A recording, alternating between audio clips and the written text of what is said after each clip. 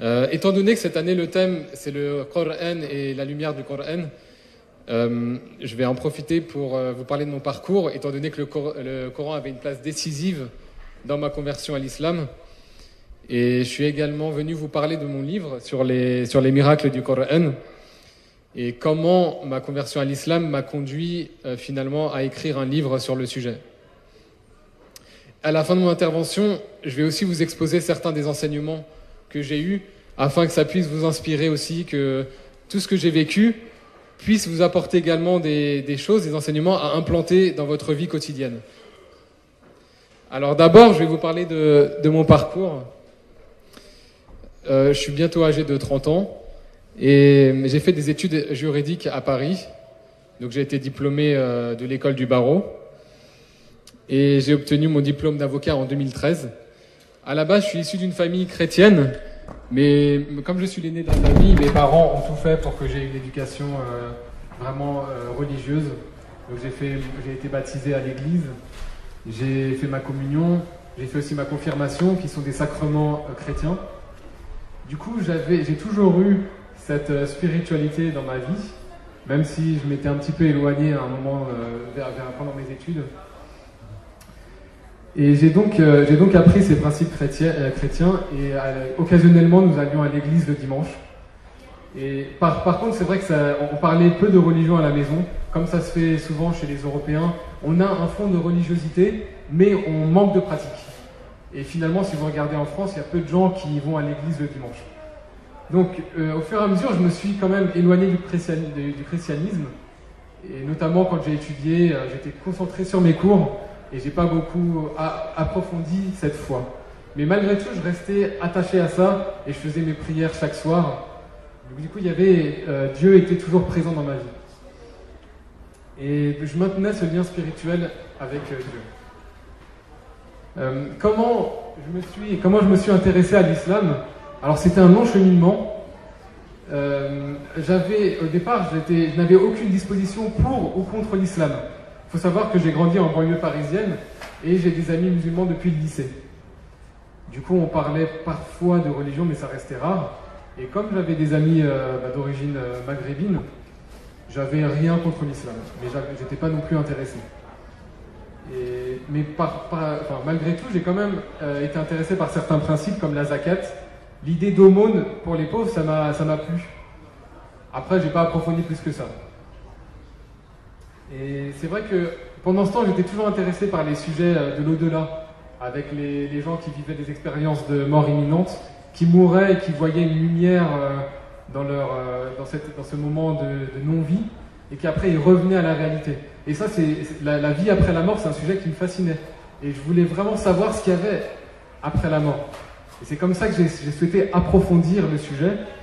Et peu à peu, à la fin de mes études, c'est là où j'ai eu plus de temps pour me renseigner. Et en fait, c'est vrai qu'on voit que toutes nos activités quotidiennes, elles font en sorte qu'on s'éloigne de nous-mêmes.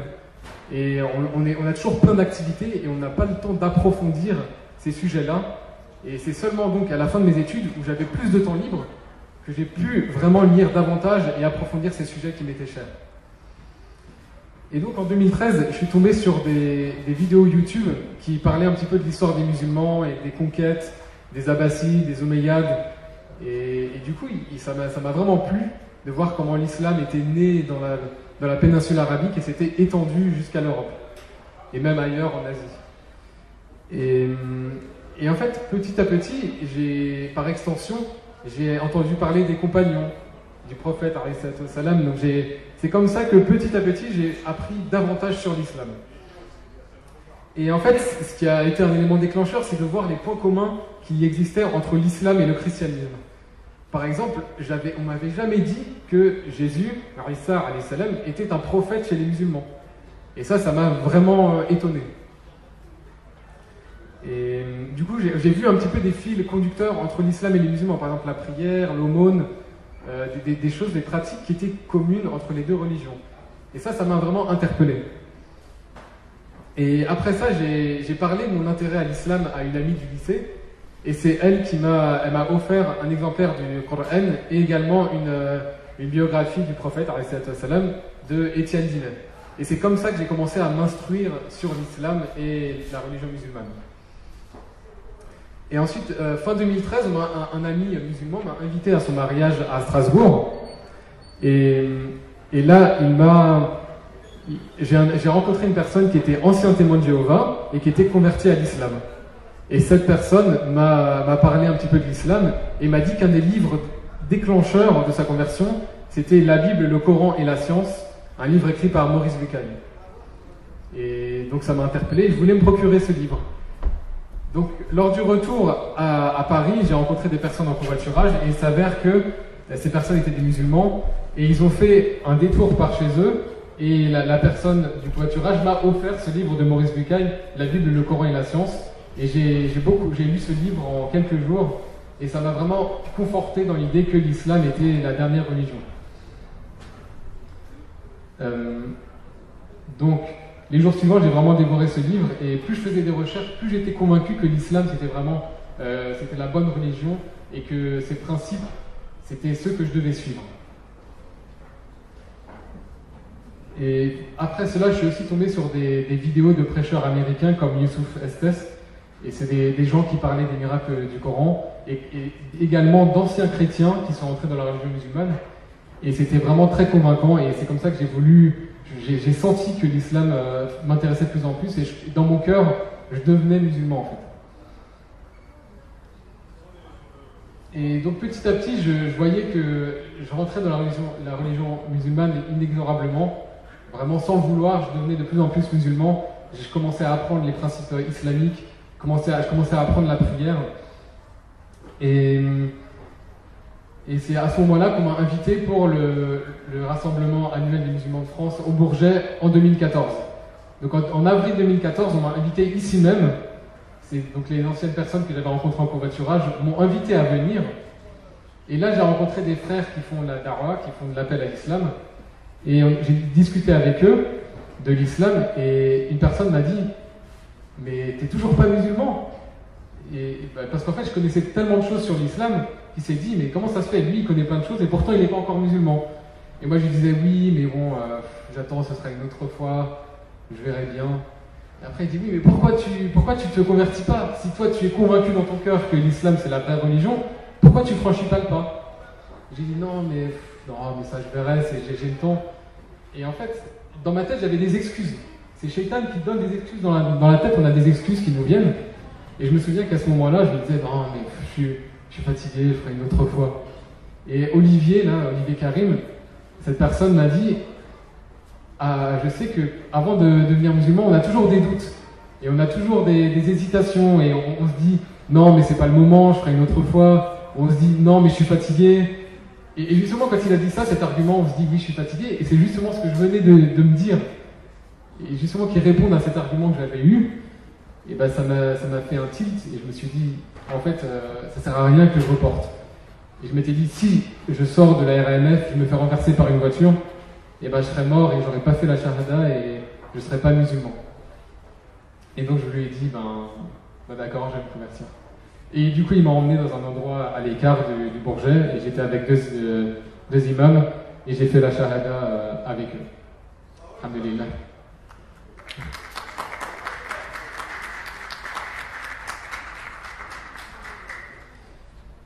Et c'est pour ça que le chapitre, je l'ai intitulé Soumission à Allah subhanahu wa ta'ala, parce que c'était pas vraiment un choix, pour moi c'était un devoir.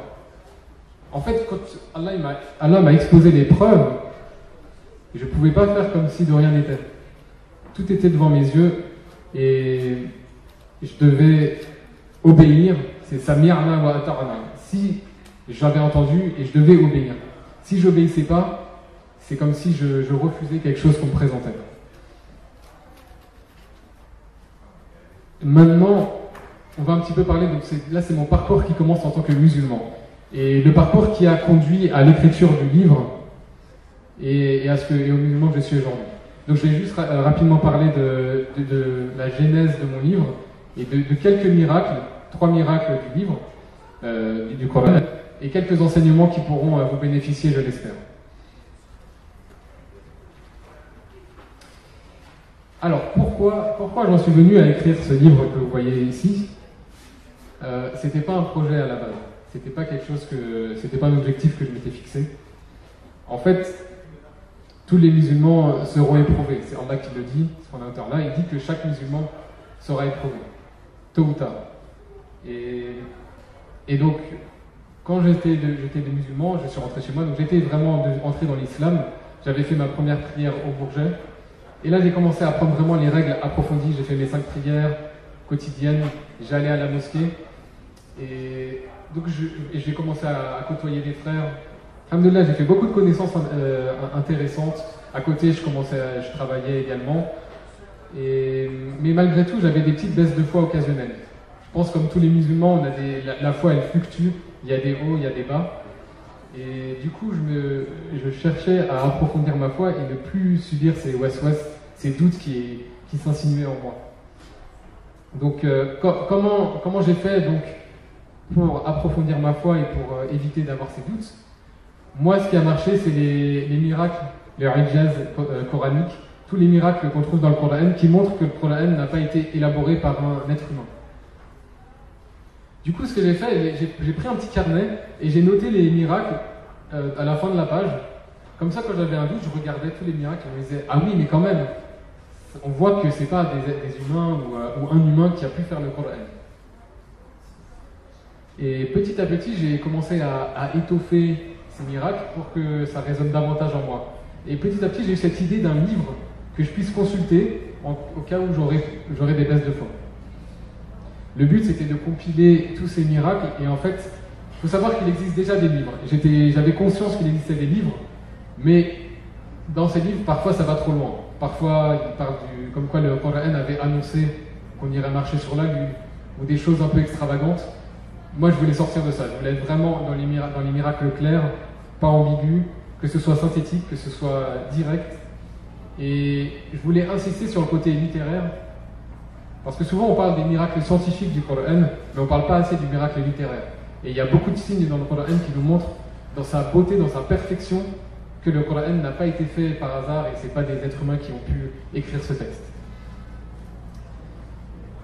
Donc je vais à présent vous exposer 3 miracles qui ont été pour moi frappants et que j'ai mis dans mon livre et qui pour moi illustrent ce côté miraculeux du Coran. Donc le premier miracle, qui pour moi est très marquant et très facile à comprendre, c'est les occurrences de Isa et de Adam alayhi salam dans le Coran. Donc, comme vous le savez, Adam et Isa alayhi salam, ce sont deux prophètes. Donc Adam, c'est notre père à tous, donc le premier homme, et Isa qui est bien sûr le prophète, un des prophètes d'Allah et qui reviendra avant la fin des temps. Ces deux prophètes, donc, ils n'ont pas de père. Isa alayhi salam, il a une mère, mais il n'a pas de père, tandis que Adam est le premier homme. Et ce qui est intéressant de voir, c'est que dans le Coran, Adam et Isa sont cités tous les deux 25 fois très exactement. J'ai compté, 25 fois on trouve Adam et 25 fois on trouve Isa. J'ai vraiment voulu noter exactement les versets et les sourates dans lesquels on trouvait ça. Donc vous regardez dans le Coran, ils sont tous les deux 25 fois très exactement. Mais c'est pas la seule chose. On voit que dans la sourate 3, Al-Imran, il y a un verset dans le Coran où Adam et Isa sont ensemble. Il y a un seul verset dans tout le Coran où Adam et Isa sont ensemble. Dans tout le reste du Coran, ils sont dans des versets séparés. Donc dans ce verset de la 3e sourate, Adam et Isa sont ensemble, et avant ce verset, on trouve 6 fois Adam et 6 fois Isa. Après ce verset, on trouve 18 fois Adam et 18 fois Isa. Donc vraiment, il y a une sorte de symétrie dans le Coran qui est assez impressionnante. Et donc avant ce verset, ils sont 6 fois chacun, et après ce verset, 18 fois chacun. Et ça ne s'arrête pas là, parce que la 19e apparition de Adam est dans la 19e sourate. Et la 19e apparition de Isa est dans la 19e sourate également. Et ça c'est impressionnant parce que c'est un miracle facile à comprendre, et ça concerne les deux prophètes qui n'ont pas de père. Je vais parler d'un autre miracle, d'un autre signe divin dans le Coran, qui se trouve dans la 74e sourate, et dans la sourate Muddassir, et c'est dans le 3e verset. Donc Allah, il interpelle Mohammed alayhi salatu wa salam. Il lui dit et proclame la grandeur de ton Seigneur. Wa rabbaka fakabbir. Et si vous voyez la composition du verset, donc la lettre waw, elle sert à faire la liaison. Vous voyez ici rabbaka fakabbir. Et ce bout de phrase se lit dans les deux sens. Vous pouvez partir du début, Rabbaka fakabbir. Et c'est un palindrome en fait. Donc ce bout de phrase se lit dans les deux sens. Il faut savoir qu'en littérature, c'est très difficile de faire un palindrome. De faire une phrase qui se lit dans les deux sens et qui ait un sens vraiment concret. Donc ça, c'est vraiment un des miracles qui m'a frappé. Il faut savoir qu'on trouve aussi un palindrome dans la sourate Yassine, quand on parle des orbites des planètes. Il y a écrit wa kullun fi falakin yasbahun, qu'en fait que chacun vogue dans une orbite. Et kullun fi falakin, ça se lit dans les deux sens. Kullun fi falakin, c'est les lettres qui peuvent il y a kaf, lam, fi et un ya au milieu. Donc on trouve deux palindromes dans le Coran et peut-être d'autres encore. Et je vais parler d'un autre d'un autre miracle concernant un verset très important, enfin, qu'on connaît tous, qui est le verset Ayatul Kursi, donc le verset du marchepied, qu'on appelle souvent le verset du trône, hein. Mais c'est le verset du marchepied parce que le Kursi, c'est le piédestal. Le trône, c'est à l'arche. Donc dans le verset du marchepied, donc on voit pas complètement, mais en tout cas, on voit qu'il y a une structure circulaire. Il faut savoir que la sourate Al-Baqarah, elle est elle-même formée de façon circulaire. Ça, je le détaille un peu dans le livre. Et dans la sourate 2, dans le verset 255, dans Ayatul Kursi, on voit que c'est également dans cette forme de cercle. Vous voyez ici, dans la première partie, et dans la dernière partie, on parle de Allah qui est Al-Hayyu Al-Qayyum, et à la fin, Al-Aliyu Al-Azim. Donc on voit, au début et à la fin, on voit deux noms de Allah. Dans la deuxième partie et l'avant-dernière partie, on voit qu'on parle de la fatigue. Au début, Allah il dit que il n'est pas touché par la somnolence ni par le sommeil. Et juste avant la fin, il n'a aucune fatigue pour tenir tout ce qui est sur les cieux et sur la terre. Ensuite, vous voyez la troisième partie et l'avant-dernière partie. Il est question des cieux et de la terre. Donc, as-samawati wal ard. Donc, on voit que ces deux termes sont récurrents. À lui appartiennent ce qui est dans les cieux et ce qui est sur la terre. Et son marchepied est plus vaste que les cieux et la terre. Et on voit la quatrième partie et ensuite la sixième partie. Il est question de la permission d'Allah sur l'intercession et le savoir. En fait, on ne peut pas avoir d'intercession sauf par l'autorisation d'Allah et on ne peut pas avoir de savoir sauf par la permission d'Allah. Et au milieu du verset, c'est Allah sait ce qui est dans leurs mains et ce qu'il y a derrière eux. Donc il sait ce qu'il y a avant, il sait ce qu'il y a après. Et c'est exactement le bout de phrase qui est au milieu du verset et qui symbolise la transition entre ces deux parties. Donc maintenant, je vais passer à la dernière partie concernant certains enseignements de ces dernières années. D'abord, ce qui m'a mené vers l'islam, c'était cette recherche de savoir, la recherche de la vérité. Et personnellement, je vous invite vraiment à être toujours concentré dans la recherche du savoir, à toujours faire beaucoup d'efforts en mettant la bonne intention, la bonne niya de faire ça pour Allah subhanahu wa ta'ala. Et c'est comme ça, en cherchant la vérité, c'est comme ça que je l'ai trouvé, walhamdulillah. Donc n'oubliez pas de faire des invocations en disant Rabbi zidni ilma, qu'Allah nous. En fait, on voit que dans le Coran, l'invocation que Allah donne au prophète, c'est Rabbi zidni ilma. Ô Seigneur, augmente mon savoir. C'est pas augmente mon argent, augmente mes compétences, c'est Rabbi zidni ilma. De celle-là, il faut vraiment la répéter. Et aussi, il y a l'invocation Allahumma inni as'aluka ilman nafiyan wa rizqan tayyiban wa amalan mutaqabbalan. Et ça, c'est important de la répéter, que Allah nous donne une science utile, une provision licite et une œuvre agréée. Parce que l'un va avec l'autre. Si on n'a pas le savoir, on peut pas avoir on peut pas avoir le bon risque. Si on n'a pas les bonnes ressources, on peut pas avoir une œuvre acceptée. Enfin, c'est plus compliqué que ça. Mais en tout cas, c'est important de toujours demander à Allah d'augmenter notre savoir utile.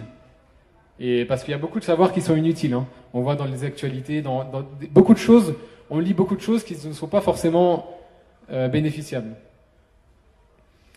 Et aussi se dire que le cerveau, il a beaucoup de capacités et on les exploite pas suffisamment. On est beaucoup dans les loisirs, on est dans une économie de l'attention. Et il faut savoir que le cerveau, ça se fatigue pas autant qu'un muscle normal. Le cerveau, on peut vraiment le pousser à des limites très, très lointaines. Donc, faut pas hésiter à travailler sur ça. Et donc, faut essayer de limiter les réseaux sociaux. J'essaie de le faire moi-même, mais c'est pas toujours facile. Comme mon épouse, elle peut en témoigner. Parfois, on a tous du mal à lâcher le téléphone. Donc, première règle, essayez de rechercher le savoir au maximum. Par exemple, on voit que Jabir, le compagnon de Jabir, Ibn Abdallah, il avait fait un mois de marche pour aller voir une autre personne pour n'avoir ne serait-ce qu'un hadith. Il a fait un mois aller, un mois retour. L'imam Malik, rahimahullah, il a pris plus de 40 ans pour écrire son Muwatta. Et nous, on a tout ce savoir et on n'exploite pas assez notre temps. On a vraiment un savoir énorme à portée de main. En 10 minutes, on télécharge vraiment tous les recueils les plus importants islamiques. Et pourtant, on ne fait pas l'effort. Donc vraiment, c'est important parce qu'on sera interrogé sur tout ça. Un autre enseignement, c'est que on n'est pas toujours obligé d'avoir des objectifs précis pour accomplir des choses. Souvent dans le développement personnel, on dit oui, ayez des objectifs clairs, vraiment des choses vraiment précises. Pour le livre que j'ai écrit, j'ai pas eu besoin d'objectifs précis à la base. C'est un projet qui a grandi petit à petit au fur et à mesure du temps, et j'ai pas réfléchi avant d'aboutir à ce projet-là. Donc, soyez à l'affût, travaillez, et les projets évoluent. Donc ne soyez pas focalisés sur votre objectif à la base. Enfin, ayez des objectifs, mais ne soyez pas fermés sur ces objectifs. Et aussi, laissez mûrir les projets. Il faut laisser aussi les projets mûrissent. C'est comme des fruits. Parfois, ça ne sert à rien de précipiter un projet. Moi, le projet de ce livre, c'est un long aboutissement. Je l'ai commencé en 2015, j'ai terminé fin 2017. Et c'est pas pour rien. Parce qu'entre-temps, je me suis marié. Alhamdulillah, ma femme, elle m'a beaucoup aidé. Et elle est arabophone. Et comme il est question de versets dans ce livre, elle a pu corriger certaines erreurs. Et donc si j'avais fait mon projet rapidement, en quelques mois, peut-être qu'il aurait été moins abouti. Donc c'est pour ça, parfois, il faut laisser du temps au temps. Et si les choses n'aboutissent pas, c'est sans doute qu'il y a une sagesse derrière. Allah, il ne fait pas les choses au hasard. Une autre chose, les baisses de foi, on en vit tous. Parfois, c'est mieux de les accepter et de travailler pour les combler. Parce qu'en fait, dans la communauté, on aime bien s'auto-flageller. On aime bien se dire, oui, on est nul, on est mauvais, je suis pas bon. Dans un sens, c'est vrai. Mais c'est pas forcément un discours qui est productif. Il vaut mieux se dire, ok, certes, je suis pas au top, mais je vais travailler. Je vais faire les efforts pour m'améliorer. Et Allah, il va nous questionner sur nos efforts avant tout. Du coup, quand on ressent des baisses de foi, il faut travailler sur ça. Il ne faut pas être dans un combat énorme vis-à-vis de soi, mais plutôt être dans une démarche bienveillante. De se prendre par la main et de se dire, allez, je vais travailler pour diminuer ces baisses de foi et pour approfondir mon iman. Et aussi, il faut se dire qu'on a un certain mérite dans le sens où, à l'époque du prophète, alayhi salatu wassalam, il y avait des gens, ils avaient le prophète en face d'eux, ils parlaient arabe littéraire, ils comprenaient le langage, ils avaient tous les signes devant eux, et ils n'ont pas cru. Et plus que ça, il y avait même des compagnons qui ont eu des baisses de foi, ou alors des compagnons ils avaient besoin d'être rassurés. Et c'est pour ça qu'ils allaient voir le prophète alayhi salam pour qu'il approfondisse leur foi. Et eux, ils avaient l'exemple, le modèle vivant avec eux. Et nous, alhamdoulilah, on a un certain mérite dans le sens où le prophète alayhi salam, il n'est pas avec nous. On espère le revoir Yawm al-Qiyamah et qu'il soit avec nous. Mais on le suit alors qu'on ne le voit pas. Et ça, en ce sens-là, on a quand même un certain mérite. C'est pour ça qu'il ne faut pas non plus se fouetter en permanence. Il faut accepter ses baisses de foi. Il faut accepter qu'on ne soit pas au top de notre performance, mais il faut travailler. Il faut lutter pour essayer d'être meilleur. Tout ce que je veux dire, c'est que ça ne sert à rien de s'enfoncer. C'est vrai qu'on n'est pas excellent, mais il faut essayer de lutter, il faut travailler à son petit niveau, pour sa famille, pour ses proches, avant tout pour Allah, bien sûr, dans le but d'être un meilleur musulman jour après jour. Un autre enseignement, et j'en ai presque terminé, c'est qu'il faut bien s'entourer dans ses projets. Donc essayez de trouver des gens qui vont vous pousser vers l'avant, des gens qui seront dans la même démarche d'approfondir la foi, de vous conduire à des événements où vous pourrez apprendre des choses. Ils vont vous inciter à lire plus d'ouvrages, ils vont discuter avec vous de sujets intéressants. Parce que comme le prophète l'a dit, l'exemple de la bonne fréquentation, c'est comme le parfumeur. Quand vous sortez de chez lui, vous sentez bon. Et vous avez des bonnes choses, il vous donne quelque chose d'utile. Mais la mauvaise fréquentation, vous êtes en contact de lui et vous en retirez beaucoup de choses mauvaises. Enfin, un dernier enseignement pour boucler la boucle. Vis-à-vis des non-musulmans, il faut faire preuve de patience. Moi, j'étais pas musulman, et c'est vrai qu'en l'étant maintenant, j'ai parfois tendance à être un peu dur vis-à-vis des non-musulmans. Et il faut être patient. Mon frère et ma sœur sont pas musulmans. Alhamdoulilah, ma mère s'est convertie. Alhamdoulilah, à peu près 1 an après moi, j'ai beaucoup parlé avec elle, et comme elle avait une solide éducation chrétienne, on a discuté, et elle aussi, elle est devenue musulmane. Mais après, c'est une lutte de tous les instants pour qu'on soit vraiment dans la foi, pour qu'on soit vraiment assidu aux prières, etc. Mais alhamdoulilah, déjà, ma mère est dans l'islam, c'est une grande chose pour moi.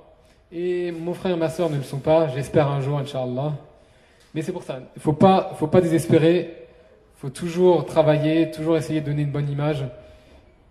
Et vous voyez, moi par exemple, dans mon cœur, j'étais convaincu d'être musulman, mais il m'a quand même fallu plus de 6 mois pour faire la shahada. Alors qu'avant même de faire la shahada, je commençais déjà à faire la prière des musulmans, mais je n'avais toujours pas fait mon attestation de foi. Et parce qu'il y a toujours le shaitan qui est là pour nous détourner de l'islam et pour nous faire autre chose, et les activités quotidiennes de cette dunya, ils nous emportent. Et au final, les années, elles s'enchaînent, et on n'a pas le temps de dire ouf, qu'on se retrouve et qu'on fait la janaza sur nous. Du coup, c'est pour ça, il faut vraiment être patient. Et par contre, il ne faut pas non plus être laxiste. Il ne faut pas se dire, oui, bon, c'est pas grave, il n'est pas musulman, bon, on va pas faire d'efforts. Puis c'est Allah qui guide. Non, le but, on doit faire les sabab, on fait les causes, pour que, ultimement, on n'ait pas de reproches à se faire. On a fait toutes les causes pour que les gens soient guidés. Après, c'est Allah qui guide. Mais au moins, on arrivera au jour du jugement. Et ceux qui ne seront pas musulmans, au moins, Allah il pourra dire, pourquoi vous n'avez pas suivi l'islam? Vous avez un bon exemple parmi vous. Et comme ça, ils n'auront pas d'excuses. Donc voilà, il faut faire l'effort, faire les causes, et puis travailler pour Allah jour après jour.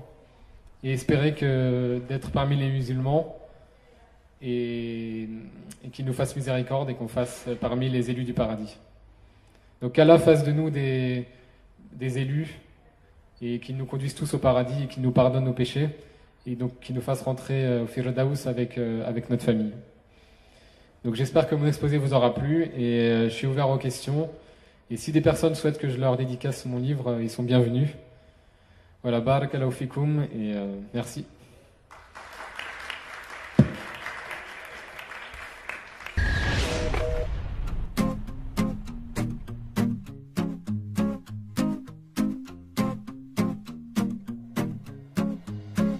Musulmans, musulmanes, musulmans, musulmanes, il y a des millions d'hommes et de femmes, il y a.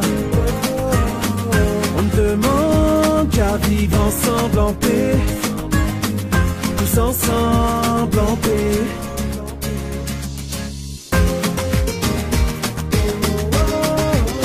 Des millions d'hommes et de femmes